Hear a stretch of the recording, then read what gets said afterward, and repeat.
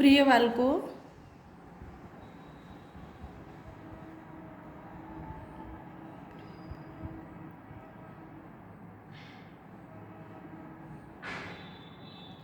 हाँ मेरे प्रिय विद्यार्थियों, आज हम आपके हिंदी वसंत में पाठ पढ़ेंगे। यह सबसे कठिन समय नहीं।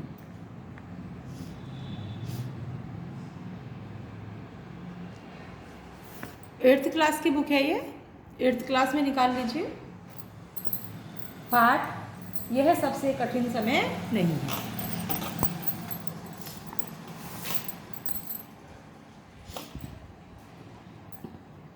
नहीं, यह सबसे कठिन समय नहीं। अभी भी दबा है चिड़िया की चोंच में तिनका, और वह उड़ने की तैयारी में है। अभी भी झड़ती हुई पत्ती थामने को बैठा है एक हाथ। अभी भी भीड़ है स्टेशन पर, अभी भी एक रेलगाड़ी जाती है गंतव्य तक, जहाँ कोई कर रहा होगा प्रतीक्षा। अभी भी कहता है कोई किसी को, जल्दी आ जाओ कि अब सूरज डूबने का वक्त हो गया।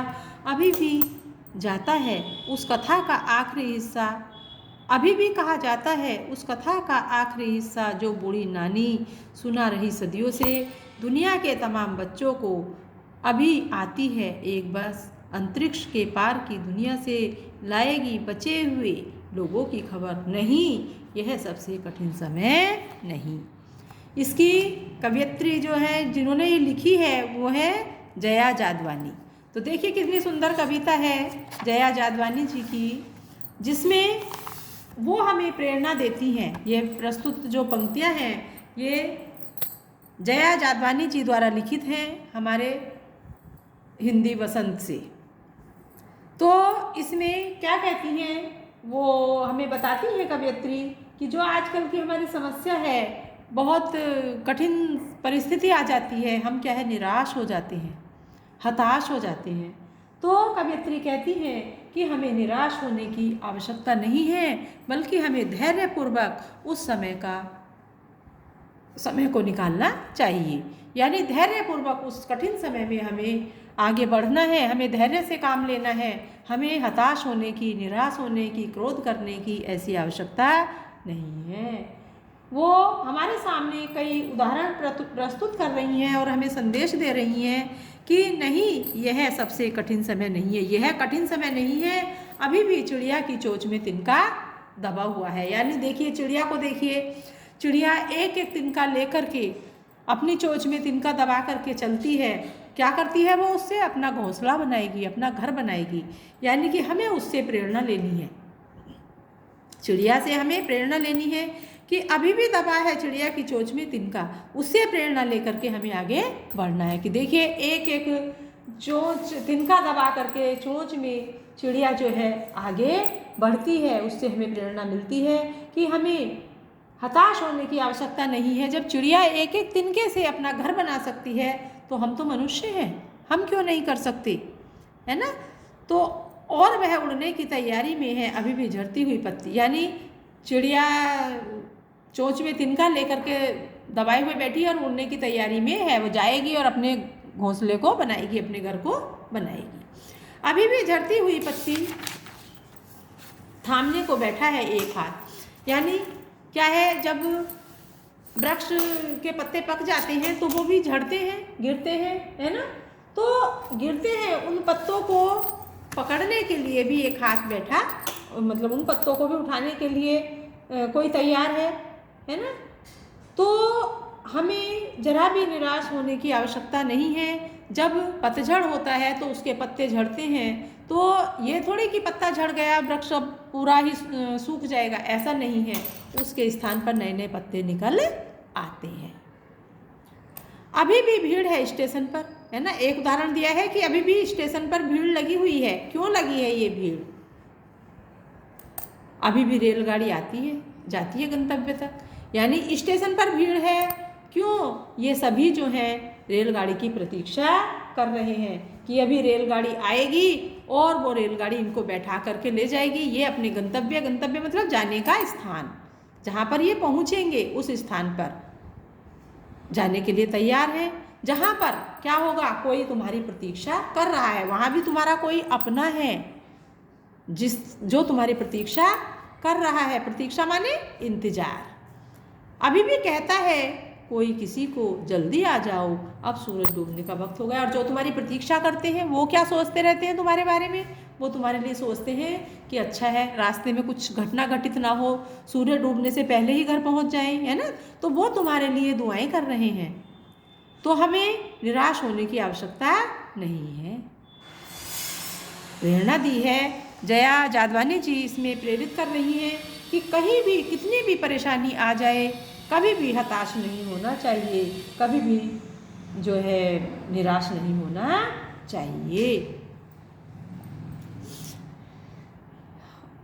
अभी भी कहा जाता है उस कथा का आखिरी हिस्सा, अभी भी कहा जाता है उस कथा का आखिरी हिस्सा, कौन सी कथा का? जो बूढ़ी नानी सुना रही सदियों से दुनिया के तमाम बच्चों को। तुमने भी अपनी बूढ़ी दादी से, नानी से, दादा से, नाना से और अपने बड़ों से कहानियाँ सुनी होंगी। वो बहुत सारी तुम्हें भी कहानियाँ सुनाती होंगी, है ना। तो अभी कहा जाता है उस कथा का आखिरी हिस्सा, यानी वो कथाएं अब उतनी नहीं रही हैं जितनी कि पहले सुनाया जाती थी, लेकिन अभी भी उसका आखिरी हिस्सा शेष बचा हुआ है। अभी भी कहा जाता है उस कथा का आखिरी हिस्सा, जो बूढ़ी नानी सुना रही थी सदियों से दुनिया के तमाम बच्चों को। यानी कि जो हम प्राचीन काल से क्या है, बड़े बूढ़ों द्वारा बड़ी सुंदर सुंदर प्रेरणा देने वाली बच्चों को कहानियाँ सुनाई जाती थी। अब तो वो बात नहीं है, लेकिन अभी भी उसका आखिरी हिस्सा बचा हुआ है। क्या है? अभी आती है एक बस अंतरिक्ष के पार की दुनिया से।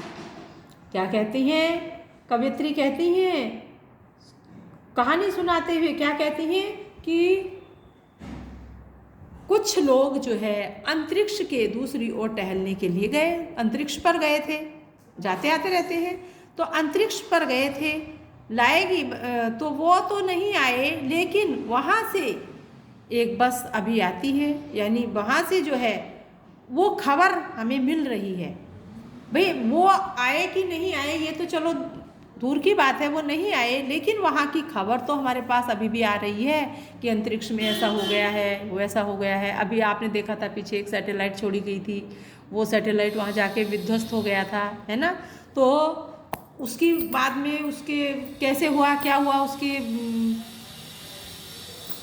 खोज की गई तो उसकी खबर आई कि उसका कोई टुकड़ा कहीं गिरा। इस तरह से हमारे जो विज्ञान है वो बहुत दूसरे ग्रहों पर भी पहुंच चुका है। वहाँ की जब खबर हमें मिल जाती है, तो अंतरिक्ष के पार की जब हमें खबर मिल जाती है, तो क्या तुम्हें निराश होने की आवश्यकता है? तुम्हें निराश होने की आवश्यकता नहीं है।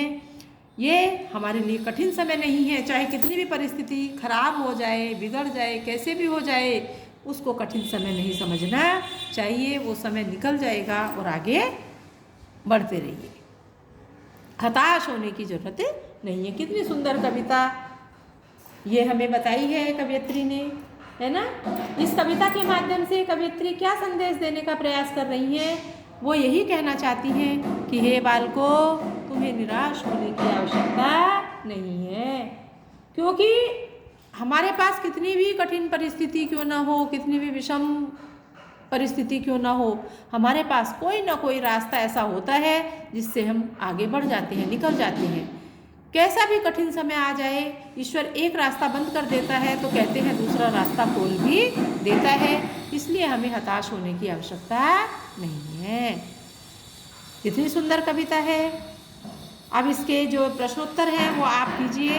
देखिए, यह कठिन समय नहीं है, यह बताने के लिए कविता में कौन कौन से तर्क प्रस्तुत किए गए हैं स्पष्ट कीजिए। अभी आपने पढ़ा है हमारी कविता में कौन कौन से तर्क आए हैं इसके लिए, कि चिड़िया की चोंच में अभी भी तिनका दबा है ना, अभी भी दबा है चिड़िया की चोंच में तिनका।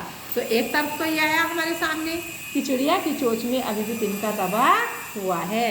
दूसरा तर्क क्या आया है? अभी भी झड़ती हुई पत्ती क्या बता रही हैं? जो पत्तियाँ झड़ती हैं पतझड़ होता है वो भी हमें प्रेरणा देती है। और क्या बता रहा है, अभी भी भीड़ है स्टेशन पर, है ना, कि स्टेशन पर रेलगाड़ियों का आवागमन जारी है। स्टेशन पर रेलगाड़ियों का आवागमन जारी है, ये बता रही है ना।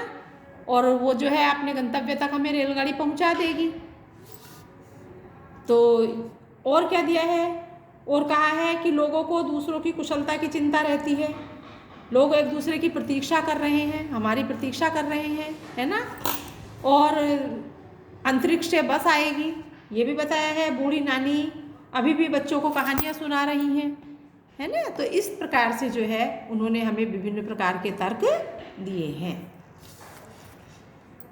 चिड़िया चोंच में तिनका दबाकर उड़ने की तैयारी में क्यों है, वह तिनके का क्या करती होगी, लिखिए। यानी अभी जैसे हमने बताया, चिड़िया चोंच में तिनका दबाकर उड़ने की तैयारी में है, क्यों, वो उस तिनके से क्या करेगी, अपना घर बनाएगी, अपने घोंसले तक जाएगी, उड़ जाएगी और अपने घोंसले को मजबूत बनाएगी उस तिनके से। तो एक एक तिनके से उसका घोंसला बन जाएगा। देखिए कितना कठिन प्रयास, कितना कठिन परिश्रम चिड़िया कर रही है। तो क्या हम क्यों फिर घबरा जाएं? जब एक चिड़िया इतना बड़ा कार्य कर सकती है तो फिर हमें उससे प्रेरणा लेनी होगी, हमें भी नहीं घबराना चाहिए। अगला क्वेश्चन है, कविता में कई बार अभी भी का प्रयोग करके बातें रखी गई हैं। अभी भी का प्रयोग करते हुए 3 वाक्य बनाइए और देखिए इसमें लगातार, निरंतर, बिना रुके चलने वाले किसी कार्य का भाव निकल रहा है या नहीं।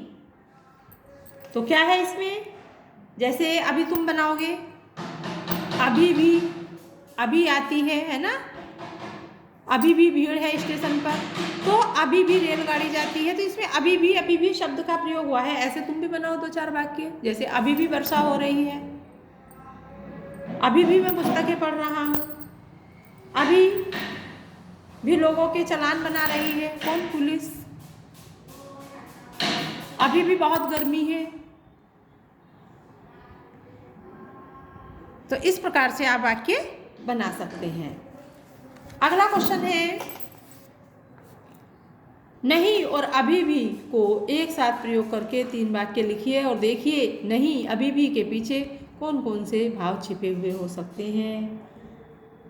जैसे कि नहीं अभी भी आतंक का वातावरण बना हुआ है, तो नहीं आ गया, है ना, और अभी भी आ गया। नहीं अभी मैं तुम्हारे पास नहीं आ सकता, है ना, नहीं अभी मैं तुम्हारे पास नहीं आ सकता। नहीं अभी विद्यालय, नहीं अभी भी विद्यालय नहीं खुले हैं।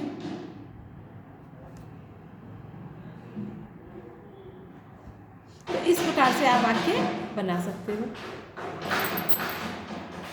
ये आप कविता से आगे आप करिए और ये अनुमान कल्पना भी आप स्वयं करिए। ये आपके अनुमान और कल्पना से ही होने वाले हैं। तो बच्चों ये आपका पाठ पूरा हो गया है। बड़ी सुंदर कविता है, पढ़िए इसको, याद कीजिए, क्वेश्चन आंसर कीजिए। धन्यवाद।